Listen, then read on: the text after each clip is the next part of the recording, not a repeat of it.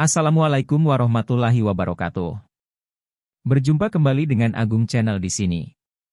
Di video kali ini kita akan membahas di balik cerita mengapa produsen motor Kawasaki selalu identik dengan warna hijau. Ada cerita menarik di balik kisah yang satu ini. Semoga pembahasan ini bisa bermanfaat dan menjadi referensi buat teman-teman YouTuber sekalian. Yuk kita mulai. Bismillahirrohmanirrohim. Kita itu suka dengan motor matic ya, gampang dikendarai, praktis lah. Beda dengan motor sport, bagus sih, kenceng juga. Tapi motor ini tuh ribet, tidak untuk semua orang lah. Pembelinya itu juga tersegmen. Menurut data dari Asosiasi Industri Sepeda Motor Indonesia, penjualannya tahun 2022 hanya 5,85% aja. Tapi meskipun begitu, motor ini adalah motor impian banyak orang ya. Ya gimana? Dulu kalau lihat film ada orang naik motor sport, itu wah keren banget. Kita kan jadi pingin ya, ada Andy Lau, Tom Cruise, bahkan Kotaro Minami. Wah itu pokoknya keren banget lah. Kita cowok-cowok jadi berpikir kan, andaikan punya motor seperti itu, pasti gadis pujaan hati itu bakalan takluk. Ada yang kayak gitu? Ya, dan ini memang motor segmen khusus ya, bukan buat semua orang. Coba bayangkan pakai motor ini buat beli sayur, pasti repot kan?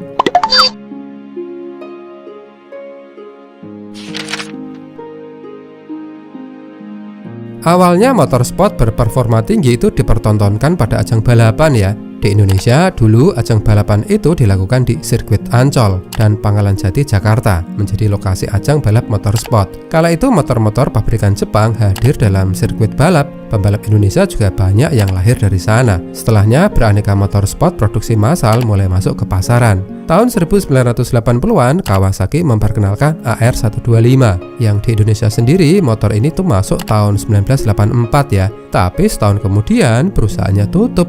Ada yang tahu kenapa? Karena pemiliknya, Edi Tansil, kabur ke luar negeri karena korupsi. Teman-teman pasti tahu kan Edi Tansil? Ini orang tuh waktu itu terkenal banget. Tapi terkenalnya gara-gara hal yang buruk ya, korupsi. Dan sampai sekarang orang ini tuh belum tertangkap.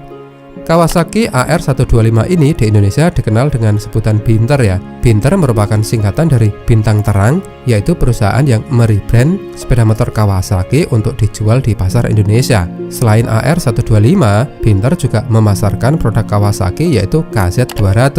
Di sini terkenal dengan Binter Mercy ya. Ini mbahnya Kawasaki W175 ya. Tapi ya tadi, di Indonesia motor ini tuh nggak lama karena pemilik perusahaannya itu kabur. Memasuki babak awal tahun 1990-an, tren motor sport produksi massal dengan performa tinggi itu semakin ramai ya. Umumnya masing-masing motor mengandalkan mesin 2 tak 150 cc. Ada Suzuki RCR 150, Yamaha TZM 150, Honda NSR 150, hingga Kawasaki KR 150 SS. Hingga kemudian terjadi krisis ekonomi tahun 1998 yang membuat penjualan motor turun drastis. Satu persatu produksi motor sport tadi dihentikan dan ini terjadi hingga awal tahun 2000-an ya. Tapi saat itu hanya satu merek yang terbilang mampu bertahan dengan motor sportnya, yakni Kawasaki. Di sisi lain teknologi sepeda motor juga mulai beralih dari mesin 2 tak ke mesin 4 tak ya. Akibatnya pilihan motor sport dengan mesin 2 tak semakin sedikit. Kawasaki memang sempat konsisten ya dengan teknologi 2 taknya. Hal itu dilakukan demi performa tinggi pada motor sport besutan mereka. Namun Kawasaki terus mencoba beradaptasi hingga lahirlah Ninja 250. Kontinuitas motor sport di Indonesia pun bisa dikatakan terjaga ya berkat eksistensi dari Kawasaki, khususnya Ninja.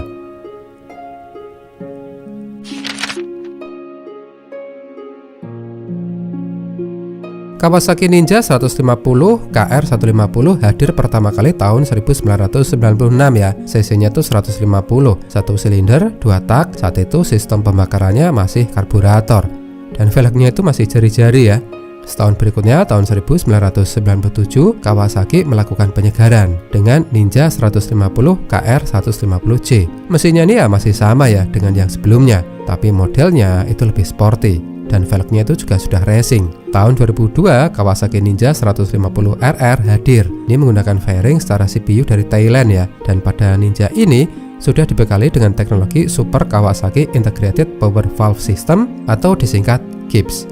Lalu tahun 2006 Kawasaki Indonesia mulai merakit secara CKD di pabrik Kawasaki Indonesia Dan setelah cukup lama bermain di kelas 150cc 2 tak tahun 2008, Kawasaki Indonesia mulai merambah ke kelas 250cc. Motor ini menggunakan mesin berkubikasi 250cc 2 silinder segaris, tapi untuk sistem pembakarannya masih menggunakan karburator. Tahun 2013, Kawasaki menghadirkan Ninja 250 dengan teknologi pembakaran injeksi yang cukup maju. Di tahun ini belum ada ya pesaing yang setara dengan Kawasaki Ninja 250. Sistem pembakarannya sudah menggunakan teknologi injeksi dan terdapat perubahan yang cukup signifikan, yaitu pada bagian headlamp sudah menggunakan dual keen eye. Di matanya dua ya, kiri kanan. Kawasaki Ninja menghadirkan motor dengan mesin 1 silinder atau yang sering dikenal dengan nama Ninja 250 SL Mono yang memiliki arti super lightweight ya. Motor ini tuh dikenal cukup ringan dan lincah untuk bermanuver.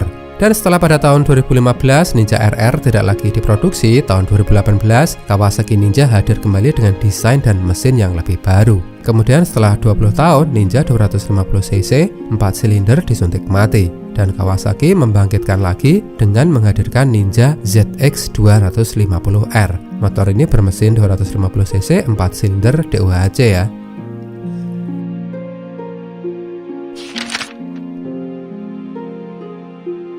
Dulu Kawasaki banyak menggunakan warna merah, tapi semuanya berubah sejak tahun 1969 ketika mereka itu mengikuti sebuah ajang balap di Amerika. Saat itu mengikuti ajang balap Daytona 200 ya. Dan kala itu pasar Kawasaki di Amerika itu memang sedang sangat besar. Mereka itu pun berpikir ya, mereka itu membutuhkan sesuatu yang ikonik biar bisa lebih dikenal oleh banyak orang. Terlebih ajang balap yang diikuti itu sangat terkenal ya dan punya image yang sangat bagus. Kawasaki saat itu turun di 2 kelas sekaligus, yakni 250cc dengan motor Kawasaki A1RA dan kelas 350cc menggunakan Kawasaki A7RA. Rider yang menunggangi pun juga tidak main-main ya. Ada Ken Arauka, Art Bauman, Dick Hammer, dan Carl Raybon. Semuanya itu rider papan atas ya pada masanya ya. Soal warna dan grafis tim balapnya, Don Graves, National Sales Manager, dan Paul Collins, National Marketing Manager Kawasaki Motor Amerika, menghubungi Chris Karushima, seorang desainer dari Akashi dan Rollin Sander, ahli pengecatan.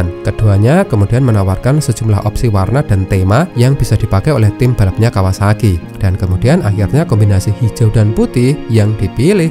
Uniknya pada tahun yang sama, tidak hanya warna lime green yang diperkenalkan, tetapi juga logo Kawasaki berjuluk Flying K. Warna lime green sendiri punya filosofi khusus ya, seperti warna yang menonjol dan mudah dikenali di sirkuit, karena tidak ada tim yang menggunakan warna tersebut di saat itu. Jadinya ya kayak warna hijau itu milik eksklusif dari tim Kawasaki. Filosofi lainnya yakni warna lime green itu juga seolah mengatakan kepada dunia bahwa berbeda itu tidak menjadi penghalang bagi Kawasaki untuk mengejar tantangan baru. Ya maklum aja sih ya, awalnya pilihan warna itu tuh sempat diolok-olok loh oleh sejumlah pihak, karena warna hijau itu dianggap sebagai warnanya monster atau menjijikkan, juga dianggap sebagai warna pembawa sial.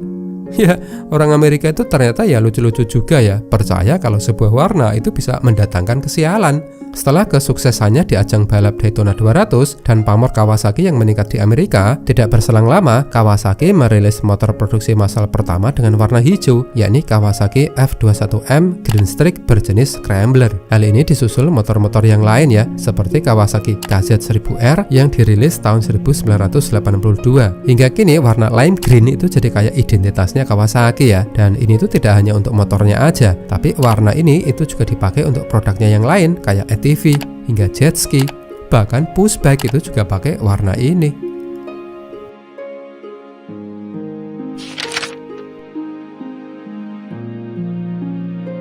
Di Indonesia air mineral itu disebut Aqua ya, pembalut disebutnya Softex, popok bayi Pampers, dan motor sport itu juga seperti itu, disebutnya Ninja. Apapun mereknya ya disebutnya Ninja. Ya nggak salah juga sih ya, nggak salah orang menyebut skuter sebagai Vespa ya, karena brandnya itu sangat populer. Ya ini sama sih kayak kalau kita itu ke toko elektronik terus tanya, "Mas, ada Sanyo?" Terus masnya tanya balik, "Sanyo yang merek apa mas?" Karena Sanyo di sini yang sebenarnya adalah merek elektronik sudah lazim dipahami sebagai pompa air. Ya sama kayak Ninja, yang namanya digunakan itu untuk menyebut motor jenis ini karena saking populernya motor Ninja ini. Adapun tahun 1984 merupakan awal mula terciptanya nama Ninja.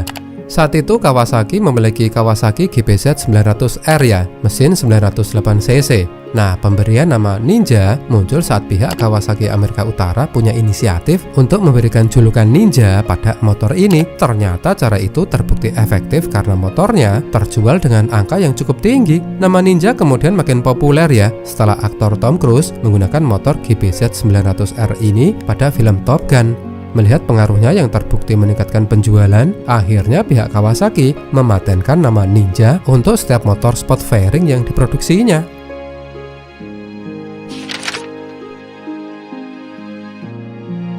Data dari AIC atau Asosiasi Industri Sepeda Motor Indonesia tahun 2022, penjualan motor sport itu hanya sebesar 5,85% aja ya, kalah jauh dibandingkan dengan motor matic di angka 87% dan bebek 6,21%. Tahun 2021, masih dari data AIC, Kawasaki itu hanya mampu menjual 0,86% dari total penjualannya, sebanyak 43.540 unit. Ya, karena tadi ya, pengguna motor sport itu tidak untuk semua kalangan. Artinya mau produk kita sebagus, selegend, semenarik apapun, bahkan sampai ada istilah nggak ninja nggak cinta, tapi kalau sebuah perusahaan itu bermain di jenis produk yang kurang banyak peminatnya, sangat segmented sekali, ceruk pasarnya itu sangat kecil, ya bakalan susah, bukan volume maker kan?